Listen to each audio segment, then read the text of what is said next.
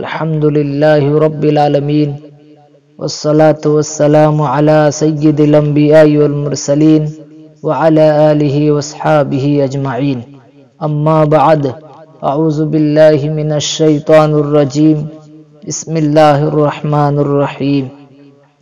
يا أيها الذين آمنوا اتقوا الله حق تقاته ولا تموتن إلا وأنتم مسلمون. صدق الله العظيم.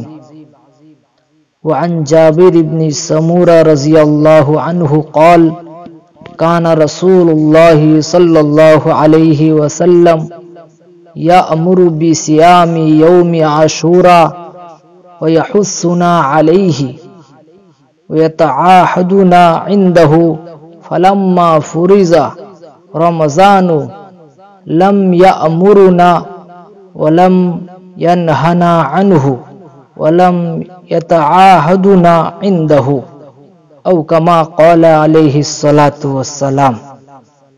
محترم سامعین، بزرگوں اور دوستوں اور نوجوانوں، یہ مہینہ محرم الحرام کا مہینہ ہے. اسلامی مہینہ کے اعتبار سے ایک حرمت والا مہینہ ہے، بہت ہی مقدس مہینہ ہے. میں آپ حضرات کے سامنے محرم الحرام کا عظمت اور اس کا تقدس اور اس مہینے کی 10 تاریخ کو، جس کو عاشورہ کہا جاتا ہے، اس کے روزے کے متعلق چند باتیں عرض کروں گا.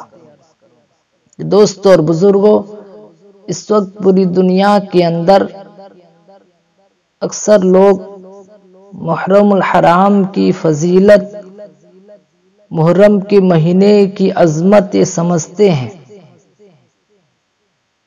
کہ حضرت امام حسین رضی اللہ تعالی عنہ و اہل بیت کی شہادت کو محرم کی فضیلت سمجھتے ہیں. لیکن دوستوں اور بزرگوں، محرم الحرام کی فضیلت اسلام سے پہلے زمانے جاہلیت میں بھی لوگ اس مہینے کی قدر کیا کرتے تھے. اسی وجہ سے اس کا نام محرم اسلام نے رکھا ہے. محرم کا مطلب ہے کہ حرام کیا گیا، قتل کو حرام کیا گیا. اسلام سے پہلے بھی، اللہ کے نبی علیہ الصلوۃ والسلام سے پہلے لوگ اس مہینے میں قتل کو منع کیا کرتے تھے، جنگ کرنے کو منع کیا کرتے تھے. یہ حرام تھا اس مہینے میں، تو اس کی عظمت پہلے سے بھی تھی. اس کی نسبت سے اس کا نام محرم رکھا گیا ہے. اور اس کی عظمت کے متعلق یہ آتا ہے کہ اللہ کے نبی علیہ الصلوۃ والسلام جب مکہ سے مدینہ تشریف لائے تو آپ نے یہودیوں کو دیکھا کہ وہ 10 محرم الحرام میں روزہ رکھے تھے.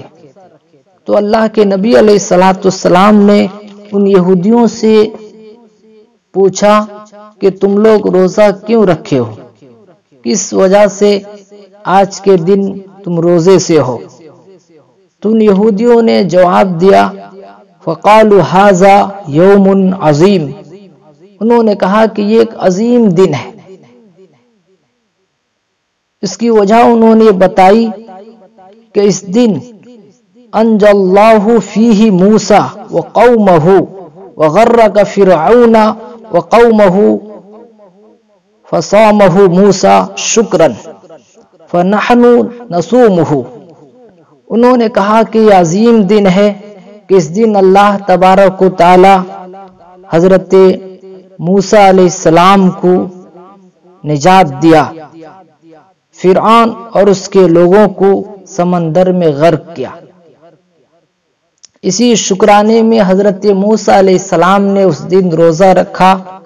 تو ہم بھی جو ہے حضرت موسیٰ علیہ السلام کے اتباع پہ روزہ رکھتے ہیں.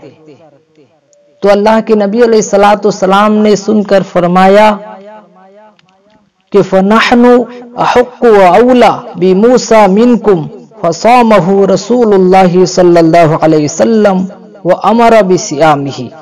اللہ کے نبی نے کہا کہ موسیٰ علیہ السلام کے نزدیک زیادہ لائق تر ہم ہیں، تو پس نبی کریم صلی اللہ علیہ وسلم نے صحابہ کرام کو بھی روزہ رکھنے کا حکم دیا اور خود بھی روزہ رکھے۔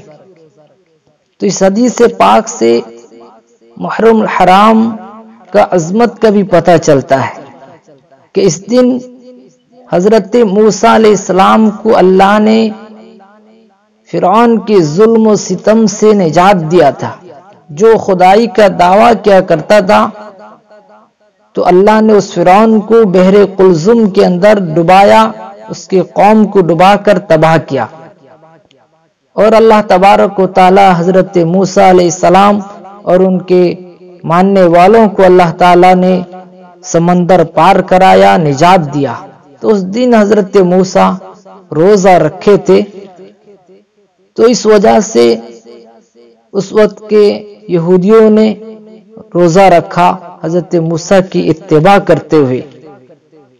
تو پتہ چلتا ہے کہ حدیث پاک میں اور مفسروں نے اور بھی بہت سارے واقعات نبیوں کے لکھے ہیں کہ محرم کے مہینے کے اندر ایسے ایسے عظیم واقعات رونما ہوئے ہیں، اور ہم جو امام حسین رضی اللہ تعالیٰ عنہ کی شہادت کو اس مہینے کی عظمت سمجھتے ہیں، لیکن اس مہینے کی عظمت اس سے پہلے ہے۔ یہ بات اور ہے کہ امام حسین رضی اللہ عنہ کی شہادت اسی محرم کی 10 تاریخ کو ہوئی ہے۔ امام حسین کی شہادت پوری دنیا کے مسلمانوں کے لیے بہت ہی دکھ و درد کا داستان ہے، کہ بہت ہی شرم و افسوس کی بات ہے کہ امام حسین اور اہل بیت کو شہید کرنے والے خود جو ہے حضرت محمد رسول اللہ صلی اللہ علیہ وسلم کے کلمہ پڑھنے والے تھے۔ ان ظالموں نے آپ کو شہید کیا، اہل بیت کو شہید کیا۔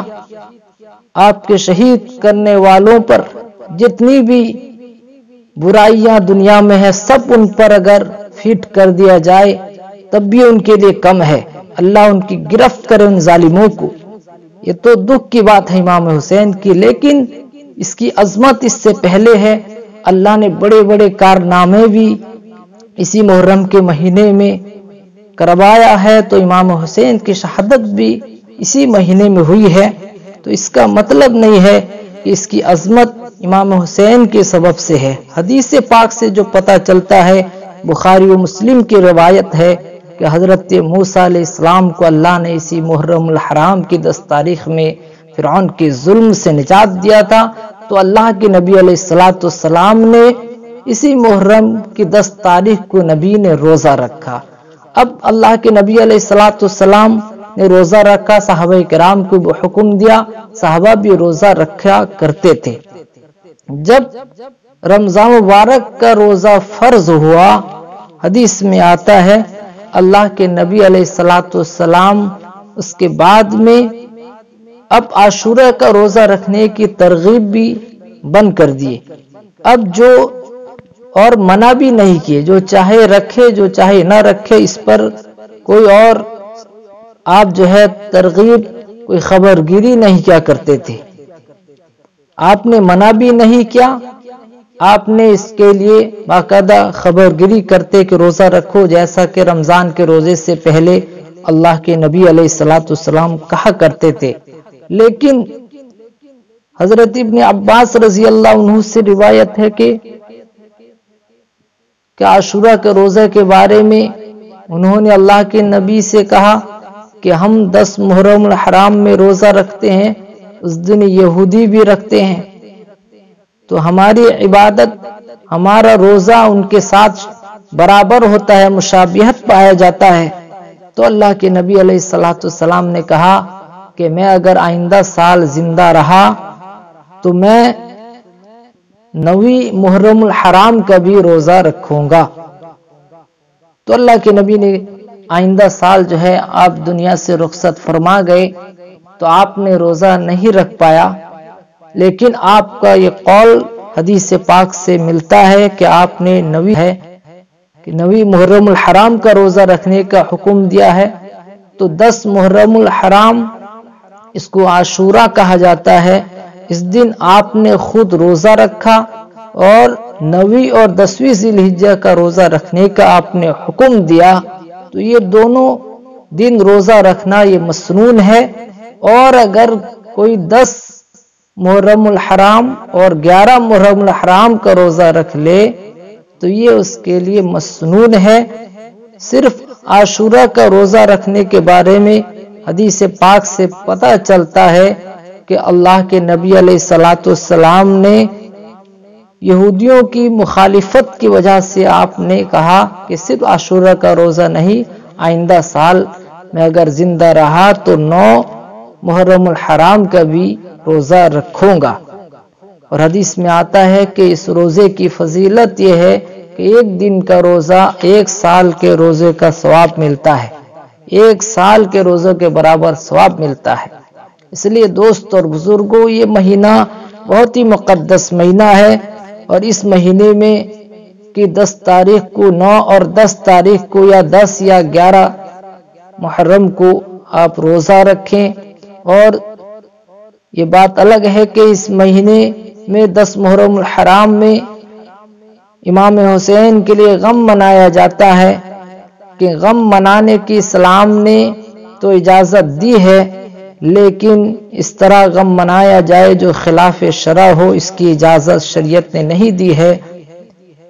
اس لیے دوست اور بزرگوں، شریعت کی اتباع کریں، اپنی دین پر مکمل چلنے کی کوشش کریں، حق پر قائم رہیں، اللہ سے ڈریں، اس مہینے کی قدر کریں، روزہ رکھیں، اور شہیدان کربلا کے لیے دعائے خیر کریں، ان کے لیے ایصال ثواب کریں، اور حق پر قائم رہیں۔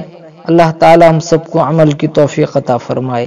وآخر دعوانا الحمدللہ رب العالمین۔